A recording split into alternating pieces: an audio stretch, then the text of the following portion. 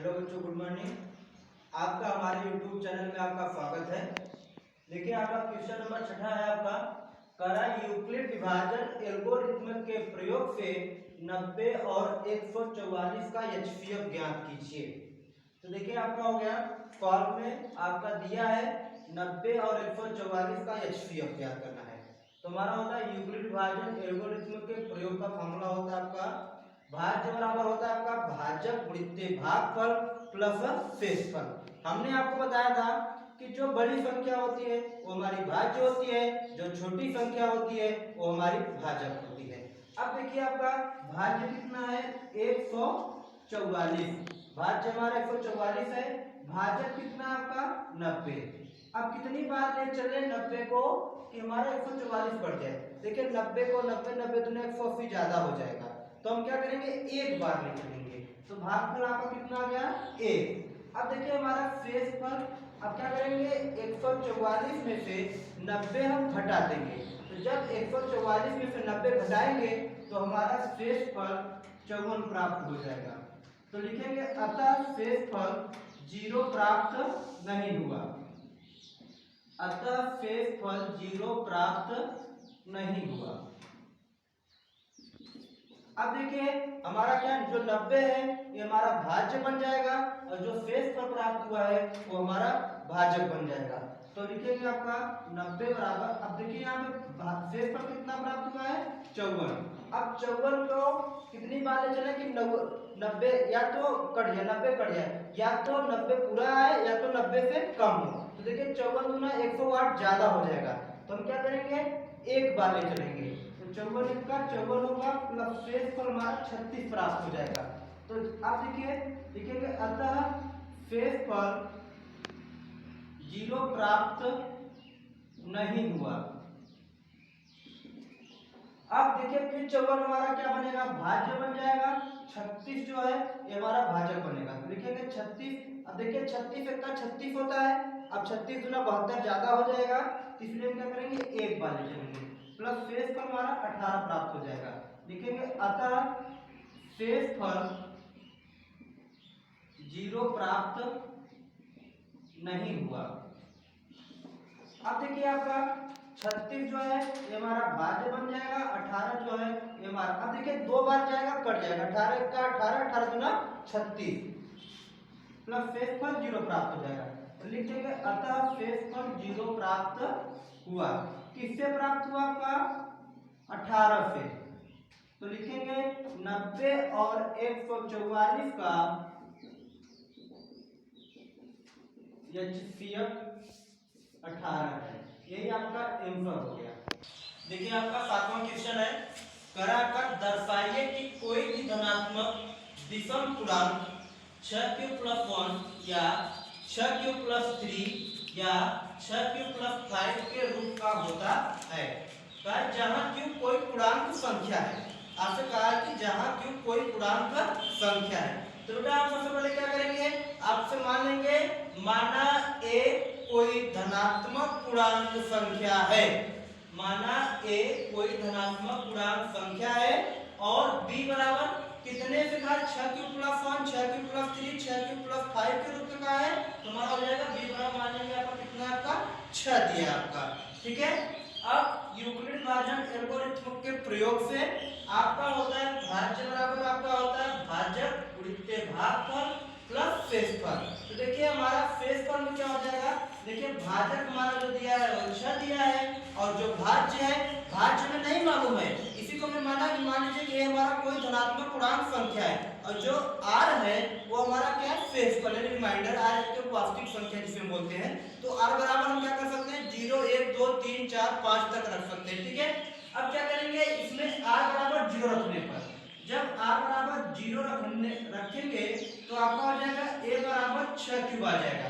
तो 6q जो होती है ये हमारा क्या एक समधन पूर्णांक है जो 2 से विभाज्य हो जाएगी। तो लिख देंगे अतः यह 2 से विभाज्य है, अतः यह 2 से विभाज्य है, या कह सकते हैं कि यह अतः यह एक समधन पूर्णांक है। अब देखिए r बराबर इसी में 1 रखेंगे, जब r बराबर 1 रखने पर तो आपका हो जाएगा a बराबर आपका हो प्लस 1 आ जाएगा। तो देखिए 6 प्लस 1 जो है ये हमारा क्या है, एक विषम धन पूर्णांक है। तो जब एक विषम धन पूर्णांक लिख देंगे तो 2 से विभाज्य नहीं है, अतः यह 2 से विभाज्य नहीं है। अब फिर क्या करेंगे, r बराबर 2 रखेंगे इसी प्रकार, 2 रखने पर तो जब 2 रखेंगे तो a बराबर आपका हो जाएगा 6 प्लस 2 हो जाएगा। तो ये भी हमारा क्या होगा, 2 से विभाज्य होगा। फिर इसी प्रकार क्या करेंगे, r बराबर 3 रखेंगे,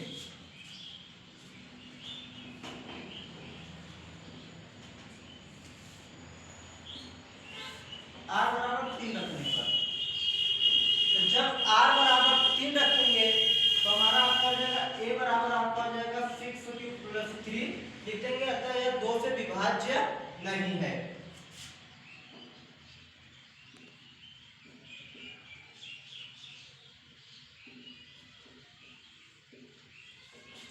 अब आपका हो जाएगा, फिर इसी प्रकार हम क्या करेंगे, r बराबर 4 रखेंगे,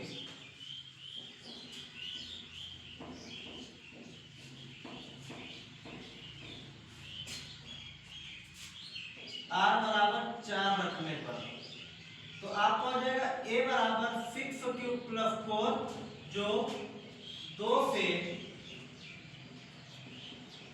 विभाज्य है। अब फिर क्या करेंगे, r बराबर 5 रखने पर तो आपको हो जाएगा a बराबर 6 प्लस 5 जो 2 से विभाज्य नहीं है।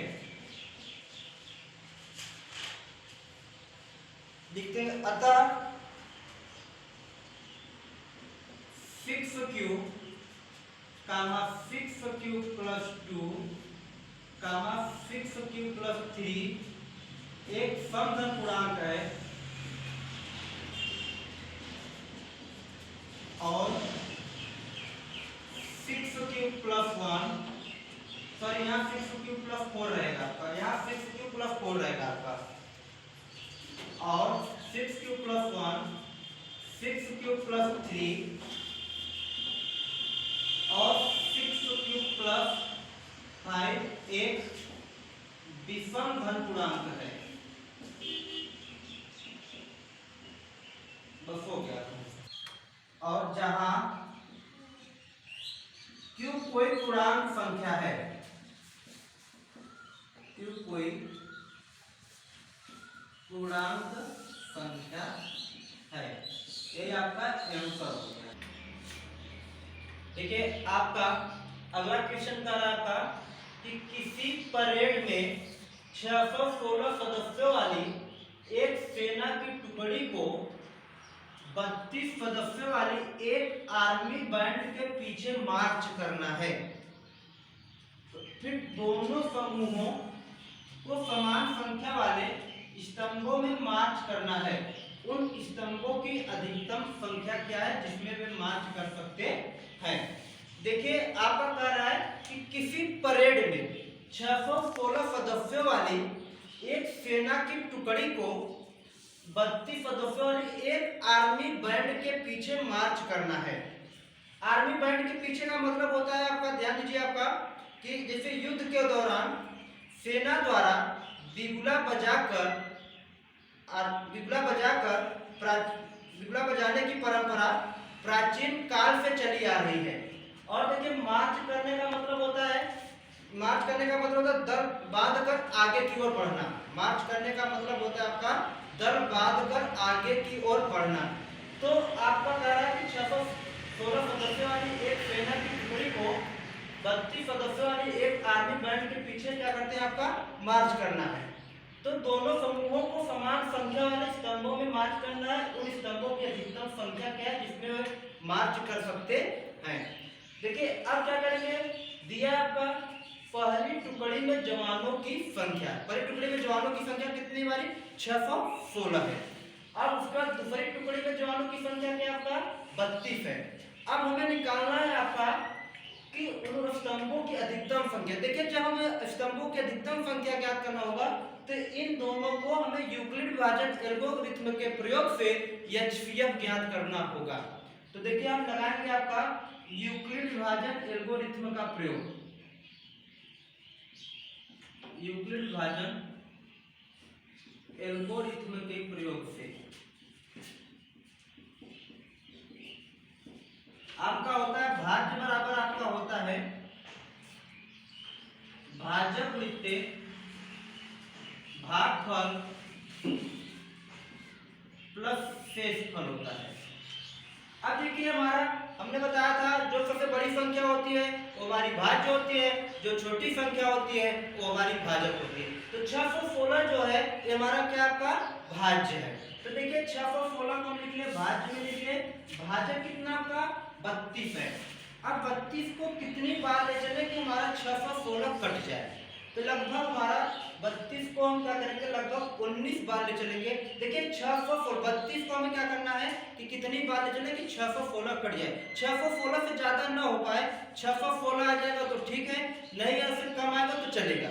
लेकिन हमारा क्या होगा अब देखिए लगभग 19 बार जाएगा। तो 32 को जब पूरा 19 में करेंगे तो हमारा 608 आ जाएगा। तो हमारा शेषफल कितना प्राप्त हो जाएगा आपका 8 प्राप्त हो जाएगा। तो लिख देंगे अतः शेषफल 0 प्राप्त नहीं हुआ। अब देखिए 32 जो हमारा है ये हमारा भाज्य बन जाएगा और 8 जो है ये हमारा भाजक। अब देखिए 8 से पूरा आपका क्या हो जाएगा विभाजित हो जाएगा। देखिए 8 से 8 चौके कितना होता है आपका 32 होता है, प्लस शेषफल कितना प्राप्त हुआ 0 प्राप्त हो गया। तो लिख देंगे अतः शेषफल 0 प्राप्त हुआ। अब हम किससे पूरा विभाजित हुआ है 8 से। तो लिख देंगे अतः स्तंभों की संख्या कितनी है हमारी 8 है। अतः स्तंभों की संख्या